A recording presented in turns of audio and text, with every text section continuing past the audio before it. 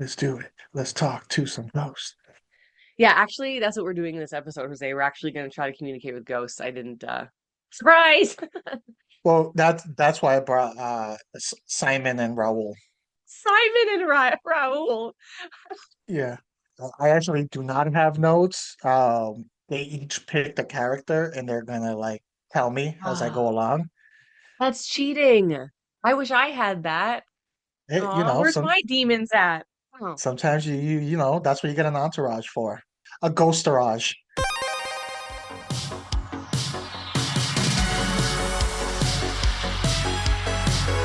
From movies to video games, welcome to Replays It All. Today's episode is a side quest with Jose Mhm. Ramos. And today we are talking about the best character developments, best story arcs for characters. I only picked TV shows, but you could have picked TV shows and movies, whatever you decided, whatever you wanted to do. I So I think don't I even know what have you did. all TV shows also because it's I feel to have a great character arc, you're gonna get that more in a TV show than a single movie. Unless you're talking about a franchise, then you can apply it to a franchise of it. But a TV show, that's the advantage of TV show is character development. You betcha. And some of these shows have had a lot of seasons, a lot. So it gave lots of room for these characters to grow. I have no idea who you have chosen. I think I maybe told you like months ago. We've had this plan, like this idea for months, and we're finally getting to it. So Yeah, just I undusted the notes that we have yeah. in here. It's one of those cinematic like like all the dust went everywhere, and I'm like, all right, I'm ready. What kind of character development do you like to see in a character? Do you like it when they turn, well, we'll see. Do you like it when they turn to the dark side? Or do you like it when they redeem themselves? Like a redemption arc, or like going to the dark side type arc. Which one tickles your fancy more? I gotta say the dark side turn. One of my favorite Batman stories that there is which actually I think it's the Killing Joke is where the Joker's like master plan Mhm. is basically to prove to Batman that anybody under the right circumstances with the bad enough day can be turned. Everyone's just one horrific last straw of a day of going against, no matter how good they are, of going against that. And that is the Joker's like full plan behind it. And he chooses Commissioner Gordon, who is an ally of Batman, and it's all about justice, the chief of police, all of that aspect. And he dedicates himself to do some pretty horrendous actions to get the commissioner to the brink of committing something against his moral code. And so that's what's one of the great like Batman stories that there is. So I feel there's always that like that conundrum of they always ask are people is everyone redeemable? So that's always a question, but it's also is everyone impervious to taking a dark turn under the right circumstances. Like I feel the question can be asked in both ways. So I always, when done right, enjoy the journey of kind of twisting it, where it's just like it shows the limitations that people have, where if you're just beaten down too much. What would it take for you to make that snap?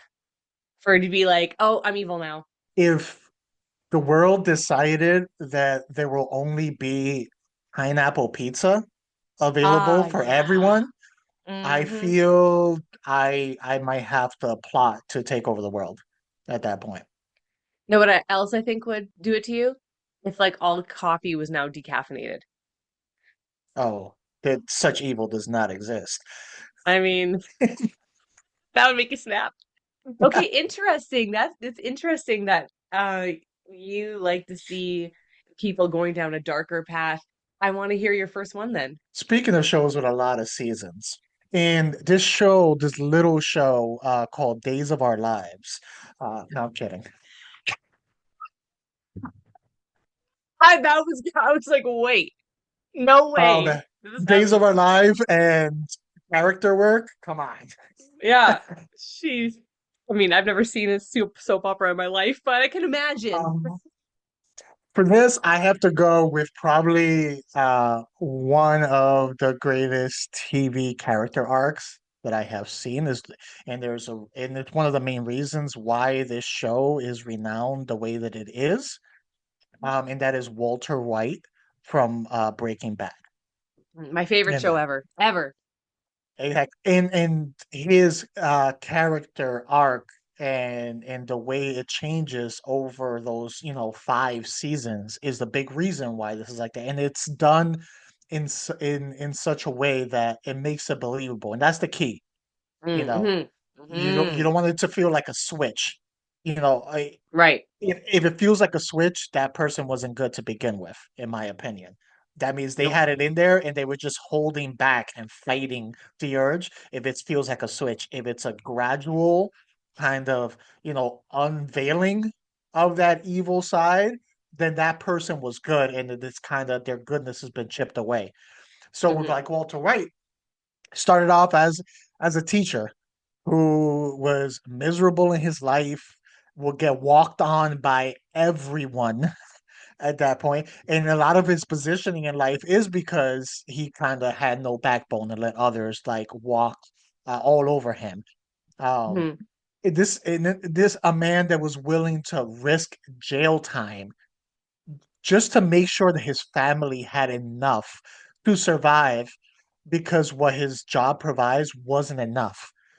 He found out he's going to die, and his priority was regardless what happens to me, I just want my family to be okay when I'm gone. And Yeah. I didn't do enough in my life to secure that position for them. So he's risking spending the last days that he has left, whatever time he has left in jail for that. Going from that to not just a powerful person, but an extremely dangerous person whose family falls apart because of that power. The one thing that he started this whole journey to protect slowly falls apart because that world that he entered with good intentions and unselfish intentions, that world slowly corrupted and kind of chipped away and forced him onto another path. What makes the arc so good is that, again, as I mentioned, it isn't sudden. It happens very gradually and it makes sense. Nothing ever feels like a big jump or like out of character. It's believable how the scenario after scenario slowly drives him to what he became at the end. So at the end, when he's looking someone in the eye and you see his tone and the coldness in his look when he's like, I am Heisenberg, uh, and all that, it's like Hmm. you were with him with that joint. You didn't watch those scenes and be like, how the hell did this happen? And I think that's what makes it such a good art. That's true. Yeah, I know. Okay, I that's probably my favorite show of all time. There's some good character development in that show for so many characters. His is just like that part of you. I wonder about Walter White's character and if that part of him was always inside or he was just so pushed to that like he and feeling inferior and feeling weak and feeling everything that he was so like you say chipped away, gradually pushed to be this like, no, I am the one who knocks. He's like, no, I am the captain now, like I have the power now. And sometimes what I really like though is you can see deep down some of his like true self come out. Oh man, like the best is when he's like trying to basically manipulate who ends up killing Hank. Anyway, but when you see that scene where that happens and like you can tell he's like, I'm gonna try to use my power and like my manipulation and it doesn't work, and you see the facial expression changed where he was like, oh, and you can see like the actual true softer side of him come out in that moment. Beautiful acting for that scene, but it's just like, oh, everything that happens to him in his character is so impactful and so there's some contradictions, but like they're supposed to be there, and it just like adds to the depth of his character like throughout the whole entire series. And I just oof. Yeah, and I don't think it's something that evil was like in there with him beforehand because Mm-mm. as as as it's like moving forward, he's forced to act against his nature for the sake of survival at first, not for power. Yeah. And Hmm. then in reacting for survival, he starts succeeding in these actions.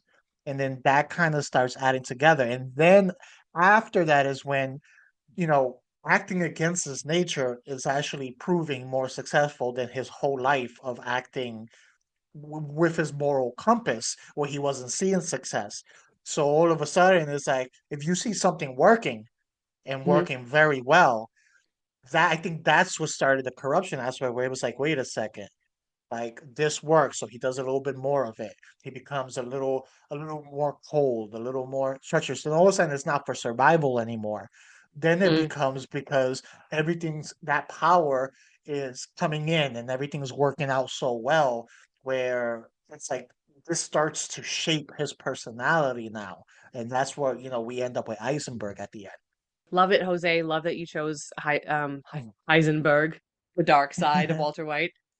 My first one that I have is Peggy Olson from Mad Men. Mad Men is a very close runner-up for my favorite show. It's great Same underneath channel there. too. Yeah, same channel, same network. I just love that era, love the aesthetic, love everything about Mad Men, and there's tons of again huge character arc and character development in this entire show, the series, through many characters. It's just drastic. But Peggy, to me, is the first one that comes to mind because when you're first introduced to her, she starts at Sterling Cooper at the agency, and she's just like a secretary for Don Draper, and she's so meek and naive, kind of awkward, and doesn't really have any confidence. You can sense that there's confidence in there because she's very different from all the other women in the workplace. She doesn't like try too hard to like be sexy, and like there's Joan who's trying to like teach her how to be sexy. If you want to get anywhere in this world, if as a woman you're going to have to like sex it up basically. Peggy doesn't really get to where she gets to by doing any of that, which I love.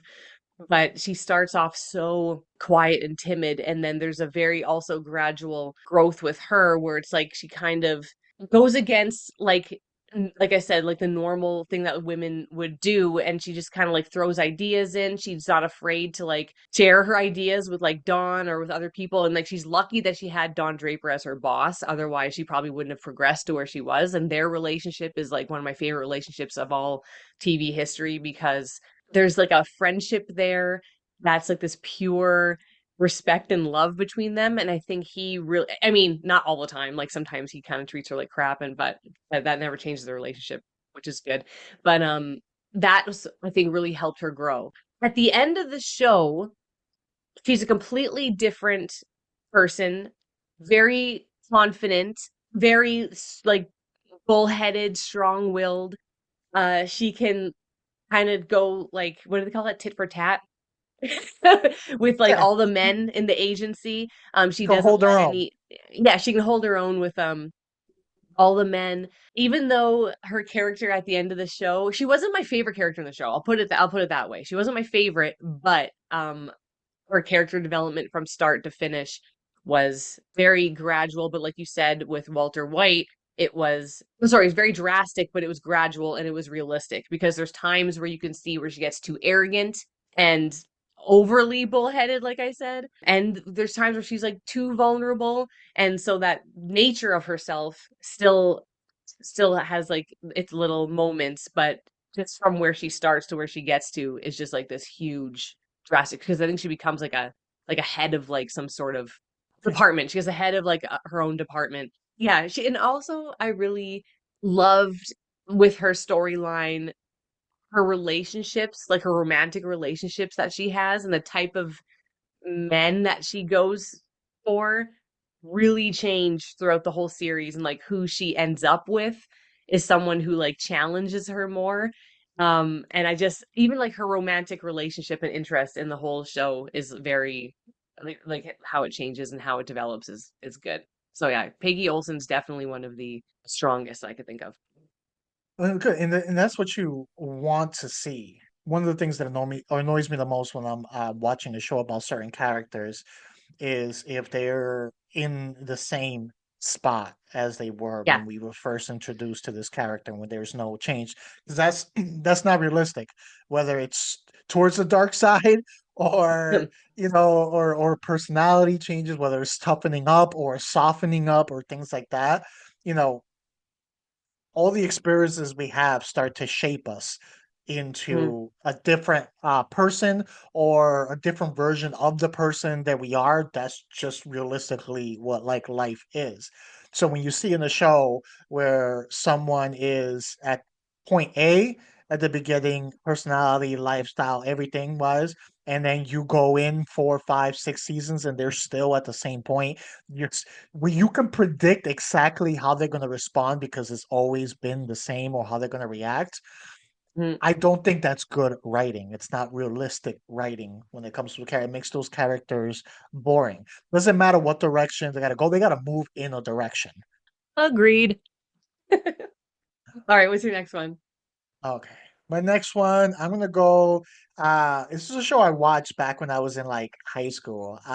In there, the show had its many cheesy moments, and it had its strong seasons and its not so strong seasons. I went for like 10 seasons overall, but one of the best things this show did, and what really pushed the first few seasons, 4 or 5 seasons, is what they did with Lex Luthor. And this show is Smallville. Lex Luthor. Everyone knows Lex Luthor. You Hmm. know, this is a character who's notoriously known to be evil. He's Superman's arch enemy, the ultimate nemesis, one of those characters that has no limits to how far they're willing to go to uh, put a stop to Superman, to end Superman.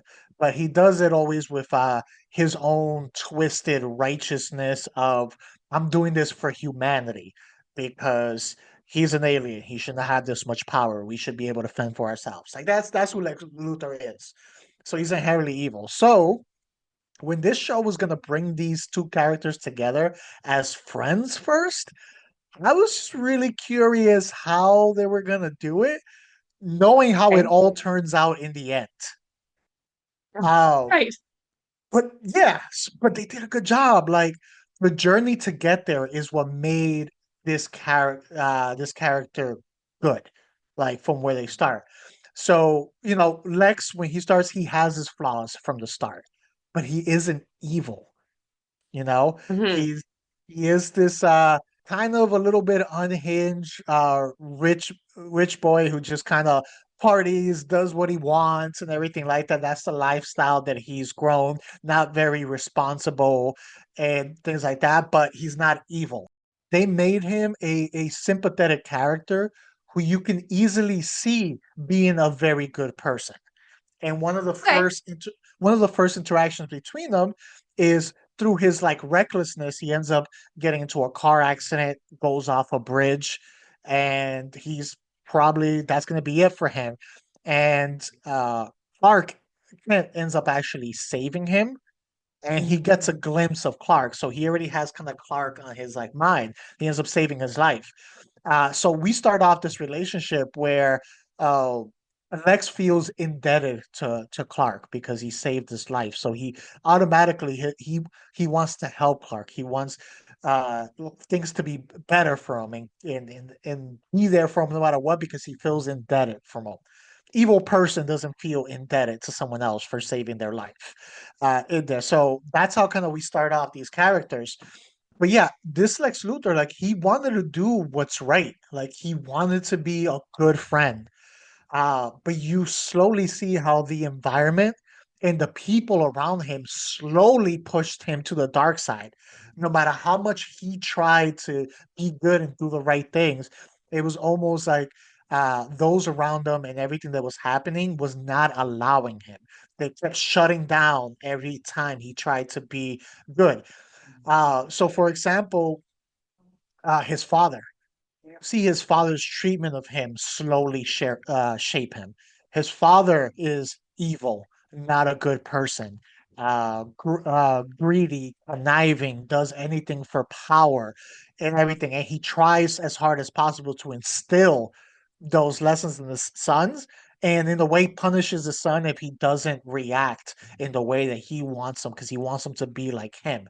So you Mm, see that aspect, that nurture aspect coming from the dad. You see people labeling him as a villain without even knowing him because of his father's actions. So his father is known to be so evil that they put the sins of the father onto to the son. Like even Clark's mm, father doesn't even want to give him a chance from the start, just because of who his father is. No matter how much he tries to help Clark's family, because again he feels indebted to Clark. So every time he tries to be good, people shut him down, not because of him or his actions, but because of the reputation of his father. So mm, this is all like again part of the shaping. Then, like worst of all, is you see Clark Kent, the future Superman, the Boy Scout, the goody two shoes character. You see him just being terrible and like selfish and like hypocritical and judgy, and a judgy friend. And his actions slowly start pushing Lex Luthor towards the end. So it's like even though he considers Lex a friend, you could mm, tell in deep down inside he also doesn't truly trust him. He doesn't open up to him. He doesn't like allow Lex to like allow him in. Basically, the friendship is kind of one-sided, where opens up to him, tries to give him whatever he wants, helps him. He's on call anytime Clark needs help. He's like, "What? You need help? You know what? I'm gonna send the limo right over and get you to the prom. I'm gonna do this for you. I'm gonna help you with the girl you're trying to get." He's doing everything he can for Clark, and Clark always kind of keeping him at arm's length and always over questioning him and always asking for um explanations for everything, but he won't give explanations to Lex. So again, that one-way street where Clark comes off as very hypocritical throughout it.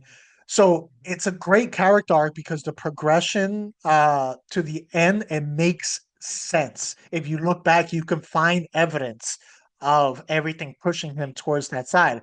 Not only was there, these inciting incidents presented throughout, especially in the third season, where he was in trouble and Clark did not help him. And he literally he he knew he figured out Clark's secret and he swore to keep it, and he just begged Clark to be honest with him as a friend, like, be honest with me, I can help you. I will do everything in my power, you all my resources, to protect you, protect your secret and help you. And Clark just continues to lie to his face, even while he's in trouble because of his dad.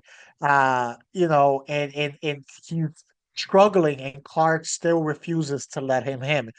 Uh, so that How are how are we supposed to root for Clark Kent ever and not be on the side of Lex Luthor? How? I How? didn't. See, I didn't. Like, I was like, I don't care if you're like Superman. You're a shitty No. friend.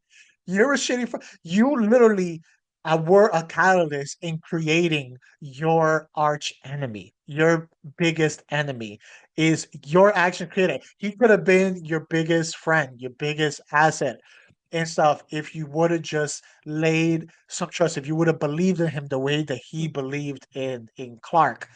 No. It could have played out very differently in the end. So Clark, in essence, created his greatest enemy.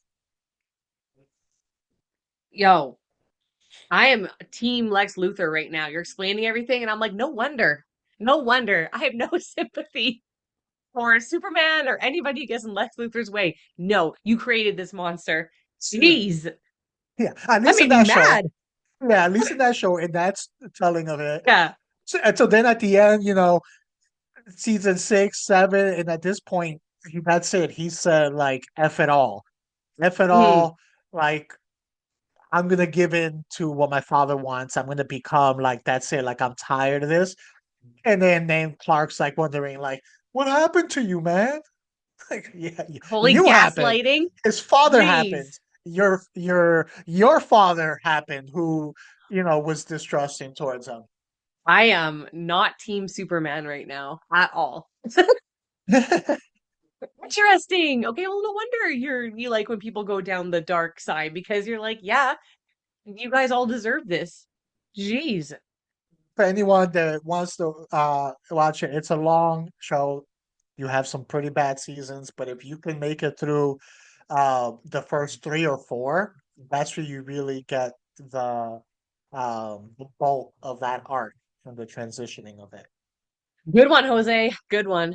My next one is my absolute favorite ever character arc in all of TV that I have seen. And that is Sawyer from Lost. Oh, okay. I've probably seen Lost 3.5 times over. And I was recently starting to rewatch it, and I just still, I mean, that show didn't age all that well, but I got really into it again this time, and I just cannot help but think of like Sawyer as like the best ever character arc because when you first meet him, he's very selfish and manipulative, very self-centered. Everything about him, he keeps people at a distance by, especially when he calls everyone by nickname. He doesn't want to get anything personal, get close to anybody. And like right away from the get-go, like I'm watching, like there's layers, there's reasons as to why he's like this, and you can't wait while watching the show, like wait to find out why is he like this because there are moments in the show where you see little tiny flickers in the beginning of like, wait, there's a real human being in there. And they're really good at planting little itty bitty moments where it's like, and Josh Holloway, I'm sorry, so good, so good. He has the ability to change his eyes from being like his self, where he's like, oh, like this, and you can tell he's like the Sawyer, but then he'll be like a this type of eyes and he's like, oh, you're James Ford now you're your real self. And I just the way he does it and you see these little glimpses, then he can switch back to being like no, where he puts his wall back up and he's like no, he lets himself be a little too vulnerable, and then he like no, shuts it off. So his whole story is gradually there's more moments of him becoming vulnerable and him becoming open, him allowing people to get close, him allowing himself to get close to other people. And of course, Kate kind of helps with that, which she's not my favorite. She ain't. She ain't my favorite, but she was kind of a crucial part to his character development, which is fine. Like there's tiny moments where he is so redeemable with his character where he almost becomes like a hero. There's one moment in particular where I try not to like say too much just in case people haven't seen Lost and they want to do it. It's old, but go ahead. But there's one moment in particular where he has like Han Solo moments where he like kind of sacrifices himself. He puts himself last. He becomes like the most selfless character sometimes, where he's just like you think he's one thing, like, a scruffy looking nerf herder. You think he's a scoundrel, but really there's like a heart in there, and he's probably actually one of the purest characters at the end of the show, where it's like he is the most loyal, he is the most just real and steadfast and like this is what I think, this is what I believe, this is what we're going to do. And he ends up having another love interest. Oh my god, so he's all so in love with Kate this whole time, and then there's a switch where he falls in love with somebody else. And one of my favorite parts of the whole, oh my god, start crying, of the whole show is even though you saw his whole weakness to Kate, when he falls in love with somebody else, no spoilers, he's never he never wavers for his love with this person. Even when Kate comes back into the picture, he's completely 100% loyal to this one person like the whole way through. And you think at the beginning, this guy, like whatever, he'll just like do whatever he wants for his own interests and everything like that. But you see actually how dedicated and actually caring, like truly caring and selfless he is. And the whole show, just the way they plant those little nuggets, even with like the flashbacks you see, and then there's like the flash sideways, whatever, and the forward, like whatever. Is his character becomes like probably the most lovable character, from being the most like, oh, dude, you're a bad dude, man. What a jerk, to being like, wow, this guy is like the best character in the whole entire show. Like it just love it, love him. Well, He's so good, this so is the strong. character that inspired this topic for you. to the Yes, it show, wasn't it? was. Yeah. Yes, because I started rewatching the show and I was like, "Oh, Jose, we got to do a character development because I need to talk about Sawyer." And I love how because he's so calling everyone by their nicknames is a huge thing because people get so mad at him because some of the nicknames aren't really polite.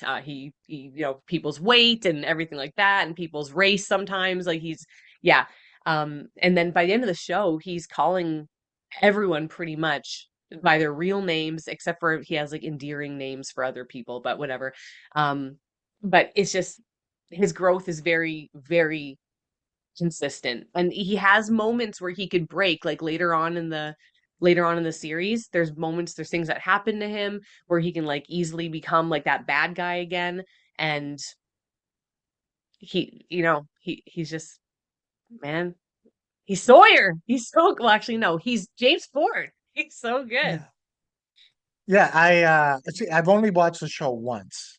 Hmm. I am not a fan of the show as a whole. I'm a Hmm. big fan of the first couple of seasons. And then the show became very frustrating and like I have my complaints with how it was handled towards the end very lazily Oh and all yeah. that stuff. So I never went back to the show.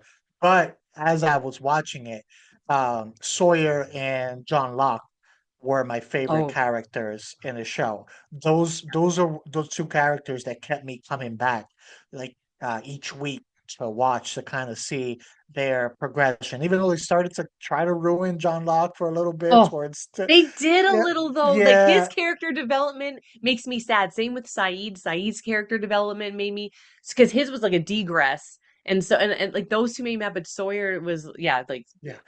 Sawyer's one of the ones they kept consistent. Like I really from the beginning, from the first like few minutes on screen, I didn't like Jack. Like that was yeah. automatically I didn't like Jack, and that never changed. I never liked the throughout thing. I was like, Oh, if like something if that smoke monster were to take you right now, I wouldn't even bother me like a second. same. So so I agree with Sawyer again, one of my two favorite characters throughout it. It's funny, there was another show I was watching with Josh Holloway in Mhm. there, which I liked his character in that also. Unfortunately, the show got canceled due to viewership, not due to quality. And there was a show called Colony. Oh Uh, yeah, I've heard of that. Yeah, I remember yeah, that. and Yeah. I actually enjoyed that. I made it 2 or 3 seasons, but they never got to close out their story. But I liked them Mhm. in that too. And I remember I always sometimes wonder, I'm like, why don't we see them more in things? I think I saw Mission Impossible, one of them for like 10 minutes, or something like that.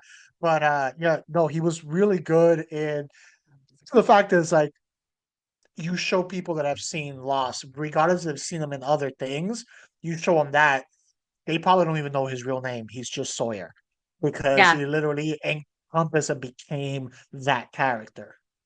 Hmm. Totally. His character development is one of my favorite like styles and types of character development where it's someone in the beginning that is has so many walls up and they're so closed off that they're like they consider that I need to be strong, so I need to put these walls up in order to remain strong and have the appearance of being strong, that I have strength. But really, that they if you put these walls up, there's these reasons why you're just scared to be vulnerable. And the fact that when he allows himself to become vulnerable and he actually can be his true self, and then you see how strong he really is, that's when your strength really shows. And that's like my favorite type. Like, see, I love when you Well see said. people like stuck in this like bad, like, I'm not letting anybody in. I don't want to get hurt again. But then once you break those down and they become like, oh, you just see like the growth and you see the actual true strength in somebody. That's like my favorite, even in real life. That's my favorite character development, man. Like that's like what it should be like. And James Ford Sawyer is a perfect example as to why you should break down those walls and just be vulnerable. It's like it's a beautiful thing. That's a good pick. That's a really good pick. I got another one just because it's gonna be a little the two that I did, they were just kind of that transgression towards evil. So I'm gonna do one that's a little bit different. Okay. And this is from The Walking Dead, Mm. and it's a character by the name of Carol. Oh, okay, yeah. Yeah. Yeah. So it's so for some backstory, this character in the show was not really in the forefront within the comics. They kind No. of like makes this character. This character just ended up becoming very popular, but probably was not supposed to last like this long. But anyway, Yeah, well, so she this doesn't. She doesn't in the comics. yeah, So so it yeah. was a huge difference. So Mhm. I felt it was a great decision the way they did it. But this character went from scared, timid, victim of domestic abuse to an absolute badass. Who not Mhm. only became a badass, but became the most dangerous person if you mess with anyone that she cares about. She be she went from needing the protection of others and flinching at anything to being the one that is gonna make sure that everyone is protected, what no matter what lengths she has to go to. She became the Terminator of the group where it was like, if you piss Carol off or you put someone she cares about in danger, you better bring an army because she is coming. She was a one woman like machine.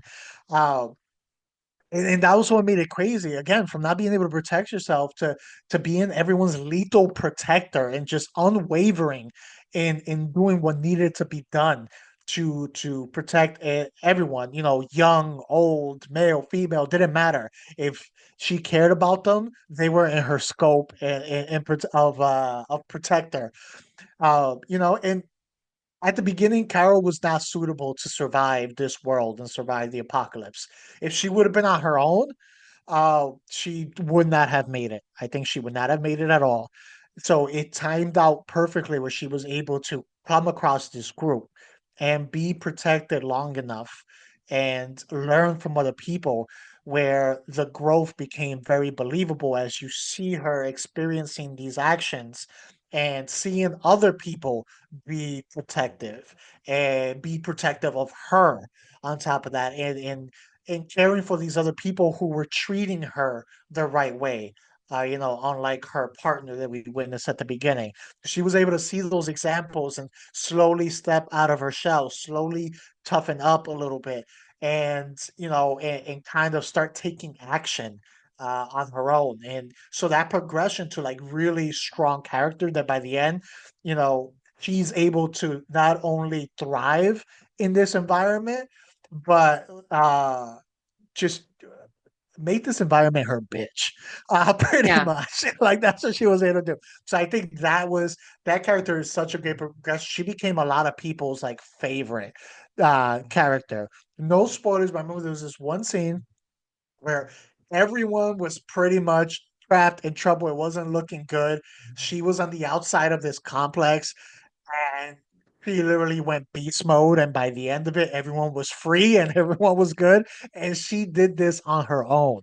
And that's the thing. It was like she had to make hard decisions to shape this, to shape it. Decisions that would most regular human beings, it was decisions that might psychologically fracture them for years. And she Mhm. was able to make those tough decisions for the greater good and for the protection of those she cares about while building enough calluses to still continue on.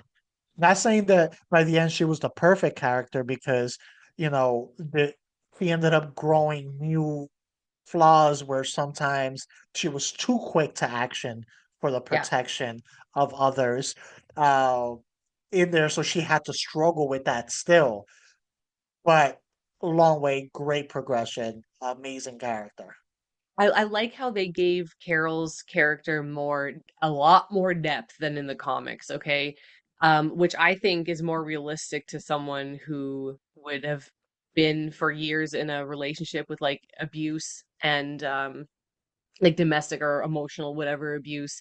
And like you said, she put herself into a position where other people, it would have like broke them down and like mess them up for like years and what did you I forget words you just said these words and I was like, yeah, but that's what she lived through. Psychologically fractured. Yes. So but she has already been psychologically fractured. You know what I mean? Like she did that for years with her husband or whatever.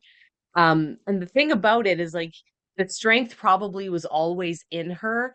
But if you want to go in like the psychological stuff about like abusive relationships, sometimes an abusive partner will take someone that they know is strong and break them down over years, the grooming and break them down until they feel like they're weak and they feel like they can't function on their own because that's what they want, right?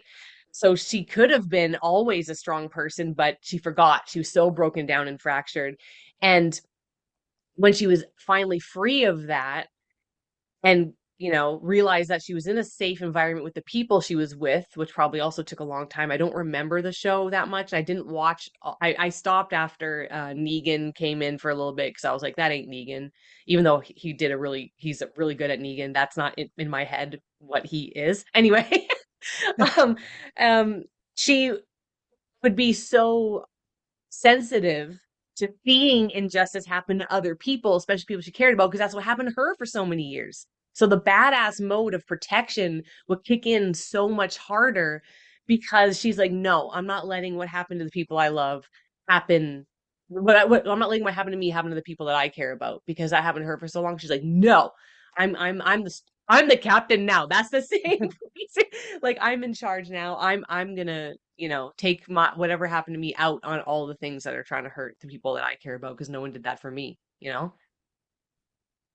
no, very, very well said. And I think the pacing that they did it at is what made it work. This didn't happen in one season, didn't happen in two seasons. This was over Mhm. several seasons where you see that progression. And again, the advantage of TV show. Yes, exactly. And because I really do like that they did change her character from the comic because like from what I can remember, like I have the graphic novels, like not all of them, but like the majority.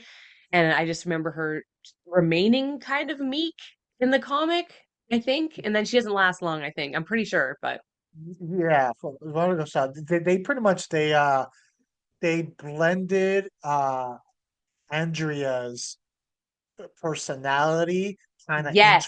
her.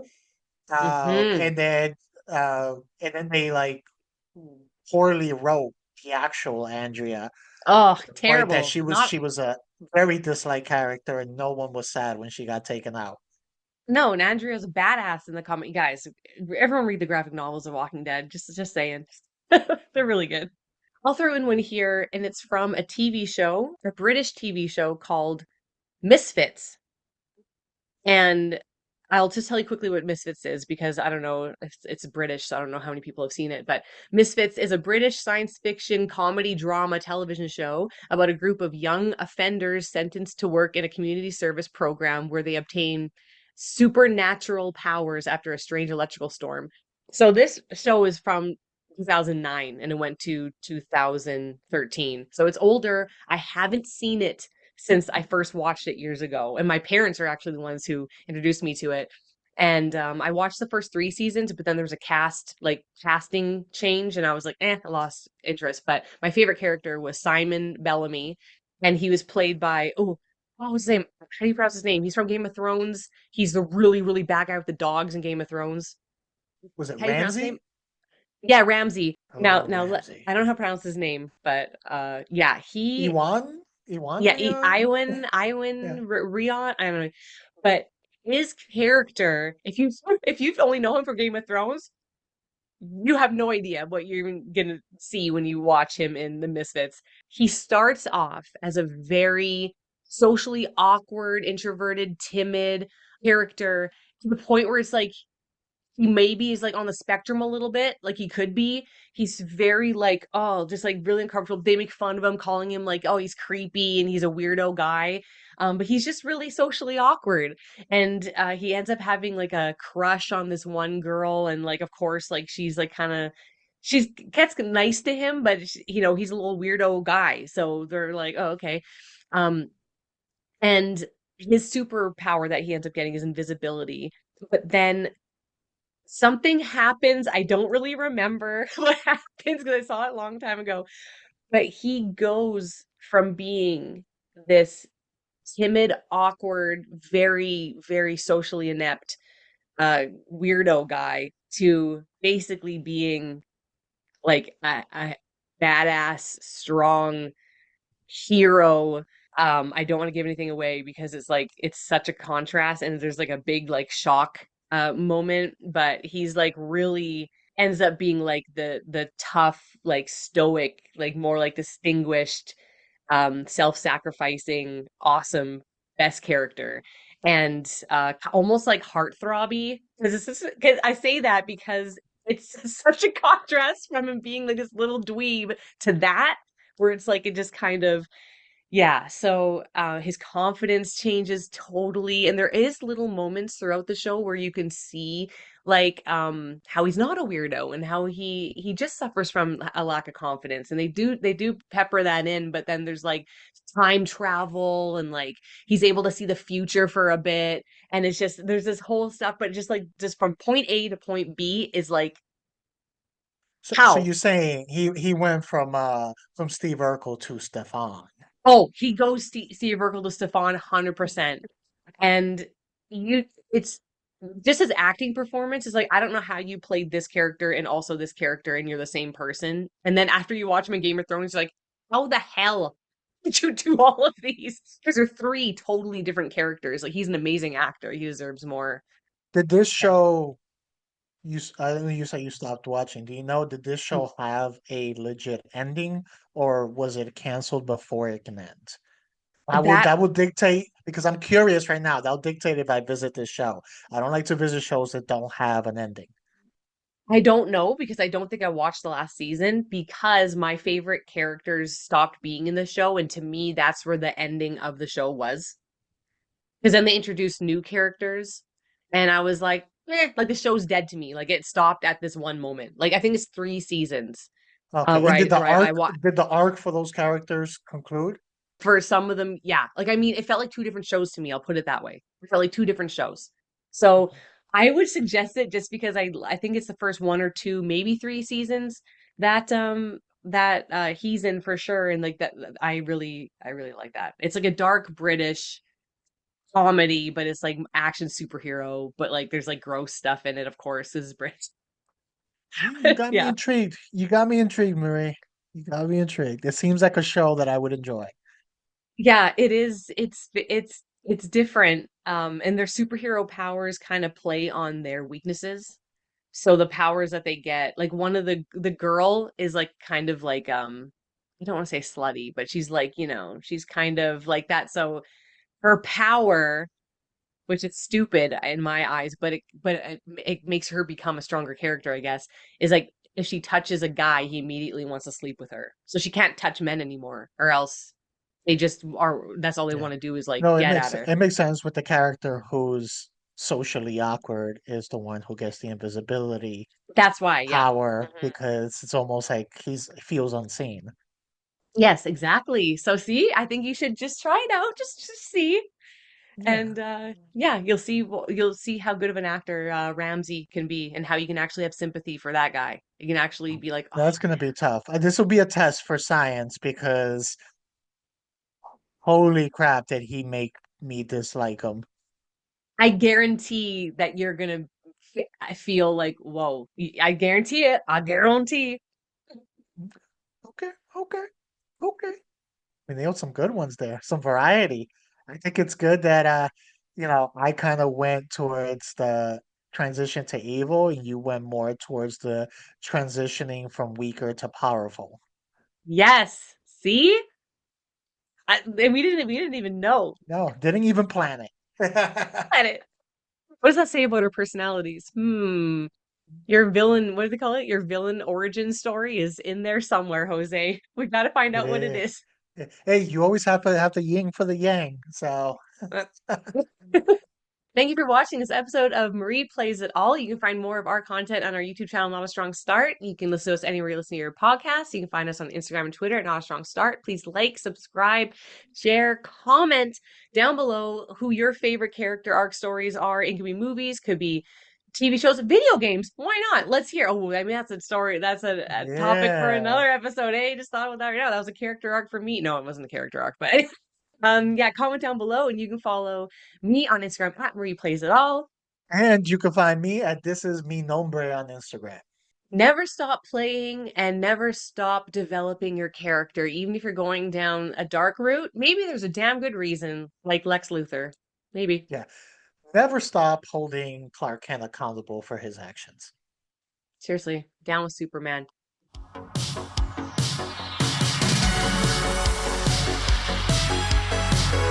I literally got brain farted.